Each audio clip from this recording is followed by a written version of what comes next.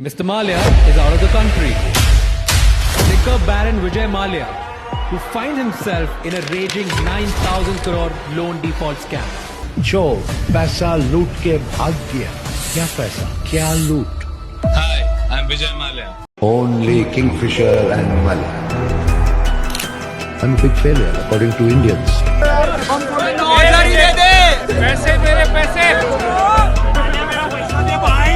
Anil Ambani, arguably one of the most powerful names in the business fraternity, is now at the helm of a major financial scam. देश के जाने माने उद्योगपति अनिल अंबानी और उसकी company के लिए मुसीबतें थमने का नाम नहीं ले रही। अनिल अंबानी की गलतियां, पहला, घर से ऑफिस, ऑफिस से घर, हेलीकॉप्टर में जाना। अनिल अंबानी के 50 कंपनियों के 35 ठिकानों पर छापेमारी हुई है। Why is ED raiding Anil Ambani? The Enforcement Directorate launched search operations on 35 plus premises linked to Anil Ambani's Reliance Group. Anil Ambani पे आज तक आपने सिंगल डे भी उस बंदे को आपने ना तो जेल में देखा होगा, इनफैक्ट ना आपने सुना होगा कि कभी किसी की टीम ने, इनकम टैक्स ने या ईडी ने या पुलिस ने उसे अरेस्ट किया हो। विजय माल्या का लोन कोई भी किसी भी बैंक से रिस्ट्रक्चर नहीं है। तो अगर आप एक उद्योगपति को बैंक्स लोन रिस्ट्रक्चरिंग का अधिकार दे रहे हैं तो वो उसे क्यों नहीं दिया गया? 1% से कम लोन दिया, सरकार ने उसके सारे जो बैड डेब्ट्स हैं वो लोन है बैड डेब्ट्स में कन्वर्ट कर दिए और उससे 1% रिकवर हुआ और उसके बाद उसे ऐसे ही वो चाहता है कि भाई अब जो हुआ उसे माफ करा जाए। और मैं मतलब वो अल्टीमेटली दरखास्त कर रहा है गवर्नमेंट से कि आपने मुझसे सारा पैसा ले लिया, फिर भी कुछ बचता तो मुझे बता दो और मुझे माफ करो, और हम आपसे हाथ मिलाने के लिए तैयार हैं। नमस्कार दोस्तों, अजय स्टार्क में फिर से आपका एक बार स्वागत है। मैं अजय। आज हम बहुत संवेदनशील टॉपिक पर आपसे बात करेंगे। आपने गौर करा होगा, अभी बहुत सारे पॉडकास्ट देखे होंगे, आपने न्यूज़ भी देखी होगी। मैं बात कर रहा हूँ विजय माल्या की, जिन्होंने ये कहा कि मैं चोर नहीं। उनके अनुसार उन्होंने लोन लिया 6,203 करोड़ रुपए का और भारत सरकार ने उनसे रिकवरी की 14,000 करोड़। लेकिन मैं इस केस को एक दूसरे उद्योगपति भी हैं इंडिया के अंदर जो वेल नोन उद्योगपति हैं, जिन्हें हम अनिल अंबानी के रूप में जानते हैं। दोस्तों, मेरे साथ हैं दिवाकर जी। दिवाकर जी आज हमसे सवाल जवाब करेंगे इसी केस को लेकर के कि विजय माल्या वास्तव में चोर हैं या नहीं है। दिवाकर जी, बहुत बहुत स्वागत है आपका। बहुत धन्यवाद भैया। टॉपिक बहुत ज़्यादा इंटरेस्टिंग है, बहुत ज़्यादा वायरल टॉपिक है। एक पॉडकास्ट ने पूरी सरकार को हिला दिया, तो इसी पॉडकास्ट से संबंधित मैं भैया कुछ बात करूंगा। जैसे कि आपको पता है कि हमारे देश में कोई आम चोरी भी कर लेगा तो पुलिस से पकड़ के ले जाएगी, हाँ। और किसान कर्जा नहीं देगा तो बैंक वाले उसकी ज़मीन खा जाएंगे, वो बेचारे आत्महत्या कर लेते हैं। लेकिन हमारे देश में उद्योगपति जब बैंक से अरबों करोड़ों रुपया उठाते हैं और उस रुपये को वापस नहीं करते तो सरकार उसे माफ़ कर देती है या उद्योगपति भाग जाता है देश छोड़ के, और सरकार कुछ भी नहीं कर पाती। तो ऐसे दो उद्योगपति हैं आज जिनके बारे में हम बात करेंगे। पहला, जो कि घोषित चोर हैं, जिनका नाम है विजय माल्या, किंगफिशर के मालिक। दूसरा, जो बैंकक्रप्ट हो गए हैं और कहीं ना कहीं इसी श्रेणी में आते हैं, मिस्टर अनिल अंबानी। तो आप भैया मुझे इन दोनों का डिफरेंस बताइए कि ऐसा क्यों हुआ कि भाई विजय माल्या पे तो पूरा ट्रायल हो गया और विजय माल्या ने अपने पॉडकास्ट में कहा भैया मैंने तो पैसे जमा कर दिए, सरकार मुझे फंसा रही है, द्वेष निकाल लिया मुझसे क्योंकि मैं कांग्रेस में था। इधर अनिल अंबानी को सरकार जो है कहीं ना कहीं डिफेंड कर देती है, एक वो दे देती है, लिबर्टी दे देती है कि भाई आप आराम आराम से कर दो, कोई बात नहीं। तो ऐसा क्यों है, ये भेदभाव क्यों है और कहानी कहाँ से शुरू होती है? सबसे पहले ना मैं 2-3 बेसिक बातें बता रहा हूँ आपको, आप सोचना है ना। और ये फैक्ट्स हैं, ओपिनियन नहीं है, क्योंकि फैक्ट्स चेंज नहीं हो सकते। ओपिनियन डिफर हो सकती है man to man, politician to politician, businessman to businessman. Facts fact रहे, वो कभी चेंज नहीं होगा, चाहे आप उसे कितना नीचे दबा लेना। विजय माल्या जी पर लोन कितना है? 6,203 करोड़ रुपए। उनसे जब्त कितना हुआ है, रिकवर्ड कितना हुआ है? 14,000 करोड़, वेदर इन कैश और काइंड और प्रॉपर्टीज, यानी किसी भी चीज में 14,000 करोड़ उनसे जब्त हुआ है। अनिल अंबानी जी पे जो लोन है रिलायंस कम्युनिकेशन का, आपको पता है कितना लोन है? 47,000 करोड़ का लोन। 47,000 करोड़ का लोन, और उससे रिकवरी कितनी हुई है? मात्र 447 करोड़, यानी ऑलमोस्ट 1% के आसपास, लेस देन 1%। लेकिन वो आज भी भगोड़ा है विजय माल्या, और सरकारी नजर में वो चोर है। उसने बैंकों का लोन खाया, अभी तक नहीं चुकाया। अनिल अंबानी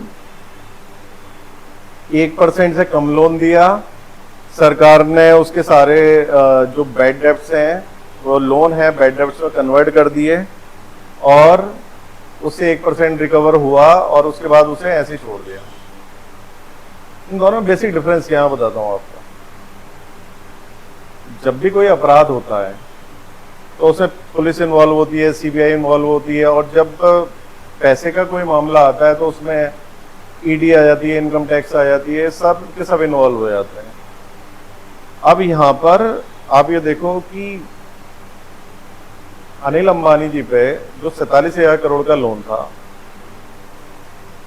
तो सरकार ने उन पे जो चार्जेस लगाए, उन पे चार्जेस लगाए आईबीसी कोड के, यानी इंसॉल्वेंसी बैंकरप्सी कोड 2016 के। उस कोड में क्या होता है कि एक, अगर आपके ऊपर कोई लोन है, आप अपना बिजनेस सही से रन नहीं कर पा रहे हो, और आपकी कंपनी कंटिन्यू लॉसेस में जा रही है, और आप उसे रिवाइवल के लिए आपने लोन भी लिया, वो भी उसे रिवाइव नहीं कर पा रहा आपको बिजनेस को, तो गवर्नमेंट ने यहाँ पे एक फैसिलिटी दे रखी है कि आप आईबीसी कोड में जाके अप्लाई कर दो। आईबीसी कोड में भारत सरकार एक लिक्विडेटर अपॉइंट करती है। उस लिक्विडेटर का काम होता है कि वो उस कंपनी में का मालिक हो जाता है वो, और लिक्विडेटर ऐसे मालिक की तरह कंपनी को चलाता है। उस कंपनी में वो देखता है एसेट्स कितनी है और उसकी लायबिलिटी कितनी है। एसेट्स का मतलब होता है कंपनी पे संपत्तियां कितनी है, कितना बैंक बैलेंस है, कितना कैश है, कितना स्टॉक है उसके पास अवेलेबल, और कितने डेटर्स से पैसा आना है जिन्हें हमने माल बेचा और पैसा अभी तक नहीं आया। और लायबिलिटी का मतलब होता है कि कितना हमने बैंकों से उधार ले रखा है, कितना हमने एनबीएफसी से उधार ले रखा है, और कितना हमने प्राइवेट इंस्टीट्यूशनल से उधार ले रखा है, और कितना हमने लोगों से माल उधार लिया था यानी क्रेडिटर्स, कितना हमारे ऊपर इनकम टैक्स है, कितना हमारे ऊपर जीएसटी है जो हमें अभी पे करना है, कितना बैंकों का इंटरेस्ट पे करना है। तो एसेट्स और लायबिलिटी, लिक्विडेटर का काम होता है जो कंपनी ये कह रही है कि मेरे पास आज की डेट में इस बिजनेस को रन करने के लिए पैसा नहीं है, लिहाजा इस बिजनेस को मैं बंद कर रहा हूं, और मैं आईबीसी कोड के लिए उसने अप्लाई कर दिया कि भाई मेरे पास पैसे नहीं है, मुझे इंसॉल्वेंट आप घोषित कर दो, बैंकरप्ट घोषित कर दो, और जो भी मेरे पास पैसा है वो सारे कर्जदारों को दे दो और मुझे माफ करो। तो लिक्विडेटर का काम यही होता है कि संपत्तियां बेचनी यानी एसेट्स बेचना, और जो उनकी लायबिलिटीज हैं उन लायबिलिटीज को पे करना। तो यहाँ लिक्विडेटर क्या करता है कि जो संपत्तियां बिकी उसमें से सबसे पहले जो भी पैसे आए उसमें सबसे पहले वो जो गवर्नमेंट के ड्यूज होते हैं, इनकम टैक्स, जीएसटी वगैरह, उन्हें पे करते हैं। उसके बाद बैंक्स को पे करते हैं। उसके बाद जो क्रेडिटर्स होते हैं उन्हें पे करते हैं। उसके बाद जो सैलरी होल्डर जिनकी सैलरी वगैरह पे करनी है उन्हें पे करते हैं। तो इस तरीके से एक सीक्वेंस होता है, उस तरीके से वो उसे पे करते हैं। तो यहाँ पे तो उसे अनिल अंबानी को फैसिलिटी दी गई कि आप आईबीएफ वो इंसॉल्वेंसी बैंकरप्सी को कोड में आप अप्लाई कर दो, और भाई जो भी डिसाइड होगा वो वहां पे एनसीएलटी में जाके ट्रिब्यूनल डिसाइड कर देगा कि अब क्या करना है। लिक्विडेटर अपॉइंट हो गया, अगर कंपनी एनसीएलटी में चली गई, एनसीएलटी का मतलब ये होता है कि लिक्विडेटर जब अपॉइंट हो गया तो एनसीएलटी के सामने वो पक्ष रखता है कंपनी का कि ये कंपनी इतनी एसेट है, इतनी लायबिलिटी है, और जब ये एसेट लायबिलिटी एसेट्स को बेच के लायबिलिटी पे करती जाती है, और बाकी जिन्हें, क्योंकि ऑब्वियस बात है कि कंपनी रन नहीं कर पा रहे, इसका मतलब एसेट कम है और लायबिलिटी ज़्यादा है, इसीलिए आप उसे पे नहीं कर पा रहे हो, इसलिए आप कंपनी रन नहीं कर पा रहे हो क्योंकि पैसा नहीं है। तो जब आप एनसीएलटी में चले जाते हो तो एनसीएलटी के अंदर आपके सारे पाप धुल जाते हैं। आपकी सारी संपत्तियां बेच दी उन्होंने, जितने भी लिक्विडेटर प्रेफरेंशियल जो थे उन्हें पे कर सकते थे उन्होंने पे कर दिया, बाकी जिन्हें पे नहीं कर पाए उसके हाथ जोड़ लिए। सरकार ने उन्हें माफ कर दिया कि भाई अब हम इसे बैंकरप्ट घोषित कर रहे हैं, इस पे 1 रुपया भी नहीं है, अब ये आपके पैसे नहीं दे सकता, लिहाजा आप इसे बैड डेब्ट मान लें और इसका पीछा छोड़ दें। अब इसे ये वाली फैसिलिटी दी गई अनिल अंबानी को, लेकिन विजय माल्या को आप ये देखो कि उसे फैसिलिटी तो दी गई उसे ये वाली, लेकिन साथ में उस पर क्रिमिनल चार्जेस और लगा दिए उन्होंने भारत सरकार ने कि नहीं, इसने जो बैंकों का पैसा नहीं दिया ये इंटेंशनली नहीं दिया इसने, क्योंकि ये बड़ी बड़ी पार्टीज करता है, इसकी का जो लाइफ स्टाइल है वो बहुत ही ज्यादा लग्जरियस है। इसकी जो भी पार्टीज होती हैं, बर्थडे पार्टीज होती हैं, उसमें स्टार्स आके नाचते हैं, कैटरीना कैफ हो, सलमान खान हो, वो आके नाचते हैं, तो ये सारा बैंकों का ही पैसा है जो लुटा रहा है। हालांकि ये काम अनिल अंबानी भी करते थे, वो भी बहुत लग्जरियस लाइफ जीते थे, प्राइवेट जेट्स थे उनके पास खूब, यॉट थी खूब उनके पास, तो लग्जरियस लाइफ तो वो भी जी रहे थे। तो अनिल अंबानी पे इन्होंने क्रिमिनल चार्जेस नहीं लगाए, उसे सिंपल बिजनेस का मिसमैनेजमेंट कह के इन्होंने उसे बैंक इंसॉल्वेंसी बैंकरप्सी कोड में लिया है, उसे आईबीसी में लिया है, लेकिन उस पे आईबीसी और दोनों क्रिमिनल चार्जेस लगा दिए, मनी लॉन्ड्रिंग के चार्जेस लगा दिए। मनी लॉन्ड्रिंग चार्जेस बहुत खतरनाक चार्जेस होते हैं, इसमें आपको बिल्कुल क्रिमिनल माना जाता है। अब एक बंदा जिसने तो 1% दिया और माल्या साहब ने आपको 14,000 करोड़ दे दिए, लेकिन फिर भी बैंकों का निकल रहा है, फिर भी सरकार का निकल रहा है, इनकम टैक्स में, जीएसटी में, सर्विस टैक्स में जो भी है वो निकल रहा है, लेकिन अनिल अंबानी पे 1 रुपया भी नहीं निकल रहा। आज की डेट में विजय माल्या भगोड़ा घोषित है। अनिल अंबानी पे आज तक आपने सिंगल डे भी उस बंदे को आपने ना तो जेल में देखा होगा, इनफैक्ट ना आपने सुना होगा कि कभी किसी भी टीम ने, इनकम टैक्स ने या ईडी ने या पुलिस ने उसे अरेस्ट किया हो। और जबकि विजय माल्या को भारत के कहने पे लंदन में पकड़ा गया, अरेस्ट हुआ, हालांकि उसे बाद में बेल मिली और वो अब इस समय ब्रिटेन के अंदर बैंकरप्ट भी घोषित हो गया हो, लेकिन ये बैंकरप्ट इंडिया का बैंकरप्ट माना जाता, लंदन का बैंकरप्ट विजय माल्या बैंकरप्ट नहीं माना जाता। तो आप 6,203 करोड़ पे आपने जो जब्ती की है 14,000 करोड़ की, और जो आपने अनिल अंबानी से जब्त की है मात्र लेस देन 1%, 47,000 करोड़ पे।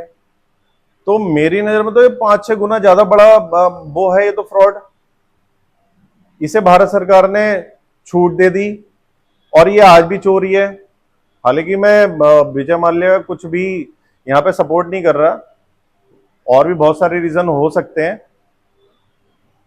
एक चीज और यहां पे छूट रही है, बैंकों में ना एक चीज होती है रिस्ट्रक्चर की, लोन रिस्ट्रक्चरिंग। लोन रिस्ट्रक्चरिंग में क्या होता है कि बैंक ना, जैसे किसी पे जब ज्यादा लोन हो जाता है और वो अपनी कंपनी सही से नहीं चला पा रहा होता है क्योंकि पैसे नहीं होते उस पे, तो बैंक उस केस में जो बिजनेसमैन होता है उससे का लोन रिस्ट्रक्चर करती है। रिस्ट्रक्चर में उसे ये सुविधा दी जाती है कि आपका जो लोन है, हम लोन का टेन्योर बढ़ा देते हैं, इंटरेस्ट रेट कम कर देते हैं, और आपकी जो ईएमआई है उसे कम कर देते हैं, जिससे कि आपके पास कुछ कैश बचे, और जो आपके पास कैश या बैंक बैलेंस बचे उससे आप अपना बिजनेस रन कर पाए। अगर आप अपना बिजनेस रन कर पाएंगे तब आप बैंकों का, वो बैंक ये मान के चलता है कि अच्छे से आप अपनी ईएमआई स्मूथली पे कर सकते हैं। अनिल अंबानी का तो केस रिस्ट्रक्चर हो गया, लोन रिस्ट्रक्चर हो गया, और जबकि इसका विजय माल्या का लोन कोई भी किसी भी बैंक से रिस्ट्रक्चर नहीं हुआ। तो अगर आप एक उद्योगपति को बैंक्स लोन रिस्ट्रक्चरिंग का अधिकार दे रहे हैं तो वो उसे क्यों नहीं दिया गया? आज भी आप बैंकों से पूछोगे कि विजय माल्या पे कितना पैसा पेंडिंग है, तो वो आज भी कैलकुलेट करके बता देंगे कि इन पे आज भी हमारे 5,000, 7,000, 8,000 करोड़ निकल रहे हैं।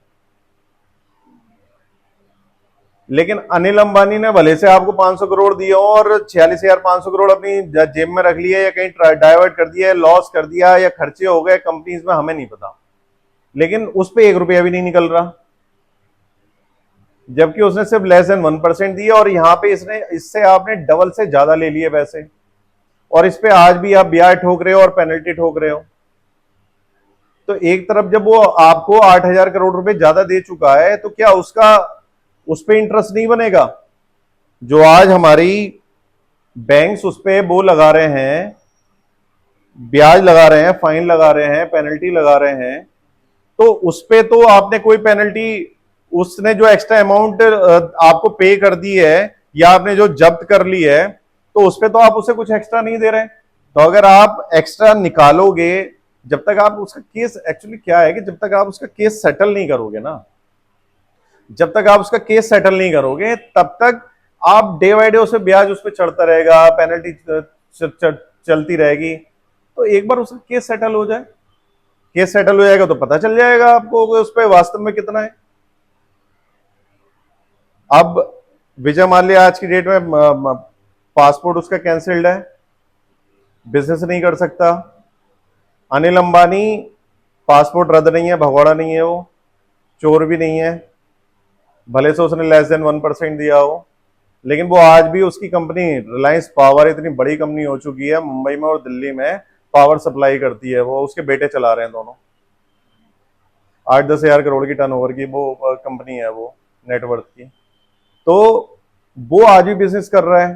तो बड़ा वो है असमंजस्य वाली स्थिति कि एक इतना बड़ा लोन मारने के बाद भी फ्रीली बिजनेस कर रहा है, और एक जिसने लोन दे दिया, एक्स्ट्रा दे दिया, वो फिर भी भगौड़ा है, फिर भी वो चोर है, और फिर भी वो बिजनेस नहीं कर पाता। आप ये देखो, भारत सरकार ने एक जो एनसीएलटी बना रखी है, वो इसीलिए बना रखी है कि अगर आपसे बिजनेस नहीं हो रहा है और आप बिजनेस नहीं कर पा रहे हैं, लोन पे नहीं कर पा रहे हैं, तो ये फैसिलिटी है सरकार की तरफ से। एनसीएलटी इसीलिए है कि हम कंपनी को लिक्विडेट करा देते हैं, कंपनी को खत्म कर देते हैं और हाथ जोड़ लेते हैं कि हमसे नहीं हो रहा, अब जो भी है कंपनी के अंदर उसे बेचो और अपने अपने पैसे ले लो, और जिसके नहीं मिल पाए हम हाथ जोड़ देते हैं। इतने सारे उद्योगपति के केस सेटल हो रहे हैं। क्या होता है कि एक ना थोड़ा लीगल पेच है कि जो इंडिविजुअल होता है और वो किसी कंपनी में डायरेक्टर होता है, तो भारत सरकार दोनों को ही सेपरेट लीगल आइडेंटिटी मानते हैं, यानी दोनों का पृथक अस्तित्व मानते हैं। कंपनी अलग है, डायरेक्टर अलग है, दोनों का पैन कार्ड भी अलग होता है, दोनों की आइडेंटिटी अलग होती है। डायरेक्टर कंपनी में ऐड भी हो सकता है और वहां से वो आ भी सकता है कंपनी में, और कंपनी छोड़ के जा भी सकता है, लेकिन कंपनी वहीं खड़ी रहेगी, कंपनी वहीं खड़ी रहेगी। 10 डायरेक्टर आए, 10 डायरेक्टर छोड़ के चले गए, 10 नए डायरेक्टर आ गए, कंपनी वहीं खड़ी रही। तो इसका मतलब क्या हुआ कि कंपनी एक अलग अस्तित्व है उसका, कंपनी का डिफरेंट आइडेंटिटी है गवर्नमेंट की नजरों में। तो वहां पर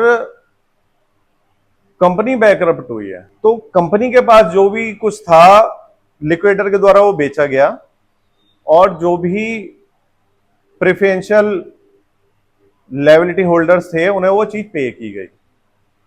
बाकी जिसे पे नहीं कर पाए उसके हाथ जोड़ लिए और गवर्नमेंट ने कह दिया इसे माफ कर दो एनसीएलटी ने, अब इससे पैसे वैसे कुछ नहीं है। वही कंपनी जब एक बार पूरी क्लीन हो जाती है एनसीएलटी में जाके, कोई भी थर्ड पर्सन, अभी तो गवर्नमेंट और वो थी ना कंपनी, यानी अनिल अंबानी की कंपनी और गवर्नमेंट, इन दोनों के बीच में झगड़ा चल रहा था, हमारे पैसे दो लोन दो, बैंकों के बीच में झगड़ा चल रहा था। अब वो तीसरा आदमी कोई भी आके उस कंपनी को खरीद सकता है। अब उसके अंदर लेकिन उस आदमी को ना तो कोई भी सैलरी देनी, ना गवर्नमेंट का कोई भी ड्यूज देना, ना किसी क्रेडिटर्स को पैसा देना, ना किसी डेटर से पैसा लेना। वो कंपनी जीरो होकर निकलेगी, लेकिन कंपनी का नाम किसी और को मिल जाएगा, यानी कोई और बंदा उस कंपनी को खरीद सकता है। कभी कभी तो ये होता है कि जिसकी कंपनी होती है तो उसके रिश्तेदार ही उसे खरीद लेते हैं, कभी कभी उसके सगे मतलब दोस्त खरीद लेते हैं, या कोई उनके पुराने पार्टनर हो वो खरीद लेते हैं, तो वो चलता रहता है। इसी तरीके से चीजें एनसीएलटी में जाके सेटल्ड हो जाती हैं। तो जिस कंपनी में हो सकता है वो डायरेक्टर हो, वो कंपनी उन्होंने नहीं बनाई हो या कंपनी किसी और के साथ डायरेक्टर बने हो, फिर उन्हें वो सरकार से ठेका मिला हो। क्योंकि सरकार से वो ठेका मिलता है वो इस वजह से नहीं मिलता कि भाई आप क्योंकि एनसीएलटी में जा चुके हैं तो हम आपको ठेका नहीं देंगे, नहीं, आप एलिजिबल हैं इसलिए ठेका मिलेगा, आपकी कंपनी एलिजिबल है इसलिए ठेका मिलेगा आपको, आप हमारी शर्तें पूरी कर रहे हैं इसलिए ठेका मिलेगा आपको, आपको उस फील्ड में एक्सपीरियंस है इसलिए ठेका मिल रहा है आपको, आपकी सबसे लोएस्ट बिड है इसलिए ठेका मिल रहा है आपको। तो जो भी अगर शर्तें उसकी पूरी कर रहा होता है उसे ठेका मिल जाता है। ठीक है भैया, ये तो बात होगी डसोल्ट की। मेरा ऐसे ही क्वेश्चन था एक, क्योंकि इन सब चीज़ों से निकल के आया था कि भाई ऐसे कैसे हो गया, जब एक मिसमैच है कंपनी। तो जो अब फिर से मैं विजय माल्या की तरफ लौटता हूँ और विजय माल्या को लेकर एक प्रश्न करता हूँ। विजय माल्या ने अपने पॉडकास्ट में कहा था कि वो तैयार है भारत आने के लिए। कितनी पॉसिबिलिटीज हैं कि वो भारत आए, उसका पासपोर्ट दोबारा से रिन्यूअल हो और जो वो मतलब उस प्रक्रिया में है जिसको क्रिमिनल ऑफेंस कहते हैं, वो उससे बाहर आ जाए और अपने देश वापस आके फिर से वही बिजनेस शुरू कर ले? क्या है, कुछ चांसेस हैं? नहीं, देखिए इसमें ना दो बातें हैं। एक तो वो आना चाहता है, क्या सरकार लाना चाहती है? मुझे तो नहीं लगता सरकार लाना चाहती है। जो जिस देश का होता है ना वो उसे अपना घर मानता है, जो जहाँ से पढ़ा लिखा बड़ा हुआ, इतना नाम कमाया ग्लोबली, तो उस जगह की याद तो आती है। सारे दोस्त हैं, सारे रिश्तेदार वही हैं, तो याद तो आती है। आज देखो विजय माल्या की यूनाइटेड ब्रेवरीज कितनी बड़ी कंपनी है, किंगफिशर उसी की बियर है, कितनी चलती है? और स्कॉच है वो खरीद के लाया था स्विट्जरलैंड की कंपनी, वो स्कॉच उसी की यूवी ने खरीदी, आरसी भी उसी की थी एक समय पे, और फार्मूला 1 रेस भी उसी की थी, जो टीम खरीदी थी उसने। तो वो चाहता है कि भाई अब जो हुआ उसे माफ करा जाए, और मैं मतलब वो अल्टीमेटली दरखास्त कर रहा है गवर्नमेंट से कि आपने मुझसे सारा पैसा ले लिया, फिर भी कुछ बचता तो मुझे बता दो और मुझे माफ करो, और हम आपसे हाथ मिलाने के लिए तैयार हैं। लेकिन भारत सरकार की तरफ से इस तरीके की कोई जल्दी है नहीं अभी, जो अभी देखने में लग रहा है। तो मुझे तो नहीं लगता कि इतनी जल्दी ये चीज सेटल होने वाली है। उन्होंने अपील करी है, अब अपील कितनी बार करते हो, कितनी बार कौन सुनता है? जब गवर्नमेंट ने नहीं सुनी, कोर्ट ने नहीं सुनी, तो भाई कुछ नहीं हो सकता। तुम अब कितनी अपील करते रहो। वैसे दूध का जला ना छाछ को भी फूंक के पीता है, तो विजय माल्या ऐसी गलती नहीं करेगा। वो पास्ट में, भूतकाल में ऐसी गलती कर चुका है और उसने देख लिया उसका अंजाम क्या होता है कि आप राजा से रंक बन गए। आप कहाँ, हर नेता आपके घर पे आना चाहता था, आपकी पार्टी को एंजॉय करना चाहता था, आपकी दोस्ती पाना चाहता था, और आज ऐसा हो गया कि कोई आपके साथ नाम नहीं जोड़ना चाहता। आप उससे नाम जोड़ना चाहते हो, लेकिन विजय माल्या के ना तो कोई दोस्त बनना चाहता, ना उसकी पार्टी में कोई शामिल होना चाहता। तो आज सब लोग उससे मुंह चुराते। तो कहीं ना कहीं वो उस चीज को मिस कर रहा है कि यार मुझे मेरी वैसी वाली लीगेसी वापस चाहिए, और वो लीगेसी उसे अब मुझे नहीं लगता कि वो वापस रिस्टोर हो पाएगी, क्योंकि जिनके लिए वो बीजेपी से लड़ा था या सरकार से लड़ा था वो सत्ता में है नहीं।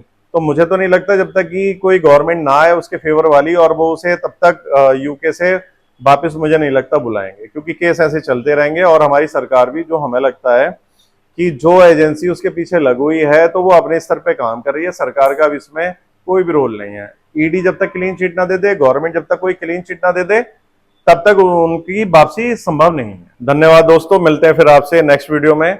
आपसे अनुरोध है, कितनी मेहनत करके हम कंटेंट बनाते हैं, तो आप प्लीज लाइक, शेयर और कमेंट जरूर करें। धन्यवाद, बहुत बहुत धन्यवाद दिवाकर जी आपका।